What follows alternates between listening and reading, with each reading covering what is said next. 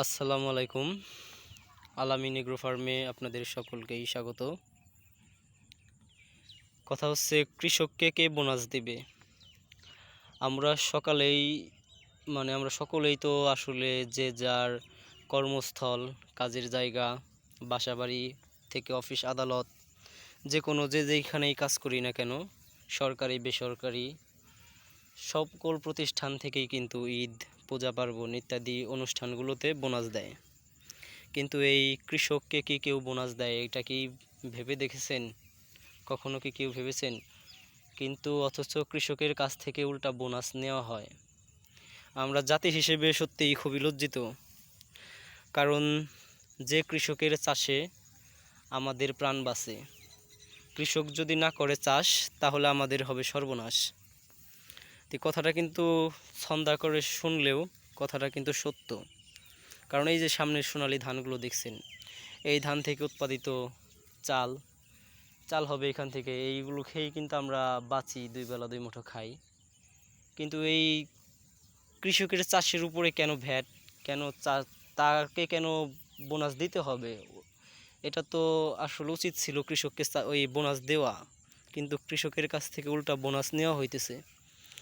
আসলে আপনারা বলবেন কিভাবে? কই, আমরা তো কখনো কৃষকের কাছ থেকে বোনাস নেই না, তাহলে কে নেয়? হ্যাঁ, আমি নেই, আপনি নেন, সবাই নেয়। কারণ কৃষক যখন এক মন ধান নিয়ে বাজারে যায়, সামনে ঈদ, সবাই তো বোনাস পায়। তো কৃষক যায় এক মন ধান বিক্রি করতে, এক মন ভুট্টা বিক্রি করতে, বোঝানোর জন্য বলতেছি। তো তখন কি করা হয়, তাদের উৎপাদিত ফসলকে তারা কি করে, জিম্মি করে, যে এখন তারা বিক্রি করবই। তাদের সামনে ঈদ, তাদের একটা অনুষ্ঠান, তারা তাদের পরিবারের জন্য ভালো কিছু জামা কাপড়, খাবার দাবার তৈরি করার জন্য অবশ্যই টাকার প্রয়োজন। এই জন্য সে বিক্রি করবই। এই জন্য কী করে, দাম কমিয়ে দেয়। ধরেন যেখানে ন্যায্য মূল্য 1200 টাকা মন ছিল, তারা কি করে, ব্যবসায়ীরা যেহেতু কৃষকের দরকার, বিক্রি করবই, 1000 টাকা মন দেয়, 900 টাকা মন দেয়। ভাই, এটা আমার সাথে হয়েছে। বলবেন যে আপনি কিভাবে বুঝলেন? এটা আমার সাথে হয়েছে। আমরা যখন বিক্রি করতে গিয়েছিলাম, আগে ছিল 1400-1500 টাকা, পরে আবার দেখি দাম কমাই দিছে। তো এই জন্য বললাম, তাকে আসলে কে বোনাস দিবে? তো এটা তো আসলে কৃষককে কেউ বোনাস দেয় না। অন্তত পক্ষে ঈদ উপলক্ষে একটা ডিসকাউন্ট দিতে পারে বোনাস হিসেবে, যে সারের মূল্য কম, বীজের মূল্য কম, এইভাবে বোনাস দিতে পারে। যদি টাকা নাও দেয়, এটা সরকারের পক্ষ থেকে করলে সবচাইতে ভালো হয়। আমরা যারা সকল কৃষক আছি, সবার পক্ষে এটা ভালো হয়। কিন্তু তা না করে আসলে আরও কৃষকের কাছ থেকে কেন নেওয়া হইতেছে? এই যে দিন রাত এক করে, ওই যে দেখতে পারছেন অনেক পাখি, এরাও কিন্তু পাখালি, অনেক পোকামাকড়ে কৃষকের উৎপাদিত ফসল খেয়েই বাঁচে। তাহলে সেই কৃষকের সম্মানটা থাকার কথা সমাজে, উঁচু লেভেলে। সম্মানটা তো নাই। কৃষককে কেউ মানুষই মনে করে না, চাষা বলে কটাক্ষ করে। মাটি মাখা, কাদা মাখা, গন্ধ মাখা চাষা, কেউ ঘেঁষতে চায় না। কিন্তু তাহলে তাদের একটু সম্মানটা না দিলেও, তাহলে তাদেরকে একটু তো ন্যায্য মূল্যটা দেবে, তাদের তো সাহায্য করবে। তাদের পাশে কে দাঁড়াবে? কে আছে এই সমাজে, এই দেশে কে আছে? আসলে ব্যবসায়ীরা যেভাবে ব্যবসা করে, ঈদ আসলে তাদেরকে জিম্মি করে তাদের উৎপাদিত ফসলের ন্যায্য মূল্যটাও দেয় না।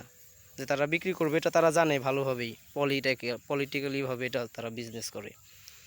তো আমার ভিডিওটা এই জন্যই, যে কৃষককে কে বোনাস দিবে। তো এটা সকলে আমরা যার যার দিক থেকে বিবেচনা করে দেখি, আসলেই কি কৃষকরা বোনাস পাওয়ার উপযুক্ত কি উপযুক্ত না। তারা কি জাতির জন্য কিছু করে বা কিছু করে না? আমার দৃষ্টিতে জাতির জন্য সর্বপ্রধান ভূমিকা পালন করে এই চাষা। ঠিক আছে? তো কারো যদি খোঁচা লাগে কথার মধ্যে, তাহলে ভাববো সেও একজন অসাধু ব্যবসায়ী। কারণ এই অসাধু ব্যবসায়ীরাই কৃষককে জিম্মি করে তার ফসলের দাম কমিয়ে দেয়, আর বলে মোকামে দাম নাই, অমুক জায়গায় দাম কমছে। আসলে তারাই নিজেরাই ব্যবসায়ী মহল চক্র, তারাই করে কি দাম কমায় দেয়। ঠিক আছে? তো ধন্যবাদ সবাইকে, ভালো থাকবেন।